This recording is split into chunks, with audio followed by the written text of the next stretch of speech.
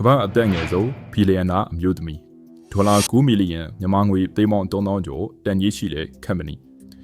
ဝါဟီကိုပြောင်းလဲမဲ့ဤပညာဒါပေမဲ့ပညာထဲမှာပဲအရာအနှုံတုံညာဖြစ်သွားခဲ့ပါတယ်ဒါဟာကန်ဆိုးလို့မဟုတ်ပါဘူးဒါဟာစိပညာလောကရဲ့အကြီးမားဆုံးလွယ်လပ်မှုကြီးဖြစ်ပါတယ်သူမနာနီကအလီဇဘက်ဟွန်ကမ္ပဏီနာမည်က Thronoff ဇလန်ကစတန်ဖို့တက္ကသိုလ်ကနေစပါတယ်အလီဇဘက်ဟာစထရီဂျော့ကိုအစလွန်တို့ကျောင်းထွက်ပြီး Thronoff ကိုတည်ထောင်ခဲ့တယ်သူမရဲ့ဂရီကရွှေရှင်းပါတယ်လက်ထိတ်ကသွေးတစ်စက်ထဲနဲ့ရောပါပေါင်း200ကျော်ကိုစစ်စစ်ပေးမယ်ဆိုတာပါပဲအဒီဇင်လို့ခေါ်တဲ့ဆက်လေးကိုသူမပြခဲ့ပြီသူမရဲ့ဆွဲဆောင်မှုရှိတဲ့စကလုံးတွေ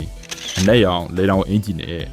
ယုံကြည်မှုတွေကြောင့်ဟင်နရီကစ်ဆင်ဂျာတို့လိုကမ္ဘာခေါင်းဆောင်ကြီးတွေကတော့အယူလောက်ခံလိုက်ရပါတယ်ယင်းမျိုးနံသူတွေကပိုက်ဆံတွေပုံပေးခဲ့ကြတယ်သူမဟာစီလိုမွန်ဘေးလီရဲ့ဘီယမ်မှာဖြစ်လာခဲ့တယ်ဒါပေမဲ့ပြဿနာတစ်ခုပဲရှိပါတယ်အဲ့ဒီအဒီဇင်ဆက်ဟာတကယ်အလုံးမလုပ်ပါဘူးသွေးစစ်တဲ့အခါအဖြေတွေမှားကုန်တဲ့လူနာတွေအသက်အန္တရာယ်ကြုံလာရဒါဟုဖုံးကွယ်ဖို့အဒီဇဘက်ဟာစီမန်ဆက်ဟောင်းတွေကိုခိုးတုံပြီးသူမဆက်လို့လိန်ပြခဲ့တယ်ဝန်ထမ်းတွေကိုနှုတ်ပိတ်ခဲ့တယ်နောက်ဆုံးမှာတော့သတင်းတော်ဂျွန်ကယ်ရီယိုရဲ့စုံစမ်းဖော်ထုတ်မှုကြောင့်9ဘီလီယံတန်အင်မကြီးဟာဖဲချက်အင်ဒူဖြူချတောင်းညစ်ပါတယ်သရနိုဆွေကနေ SME လုပ်ငန်းရှင်တွေဘာသင်ခန်းစာယူရမလဲ Fake it till you make it မအောင်မြင်ခင်ဟန်ဆောင်ပါဆိုတဲ့စကားကအတိုင်းအတာတစ်ခုတည်းပဲကောင်းပါတယ်ထောက်ကုန်မရှိပဲ marketing ကောင်းလိုက်တာဟာလိမ်လည်မှုပါပဲ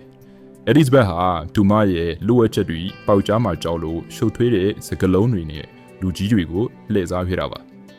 မိတ်ဆွေတို့ရဲ့လုပ်ငန်းခွင်မှာရောပါတနာရီဝန်ထမ်းတွေကအလီဇဘက်လူမျိုးလှည့်စားနေတာခံနေရပြီလားလိမ့်တဲ့သူတွေကိုဘလို့စောင့်ကြည့်ရမလဲကိုလုပ်ငန်းကိုဘလို့ကာကွယ်ရမလဲ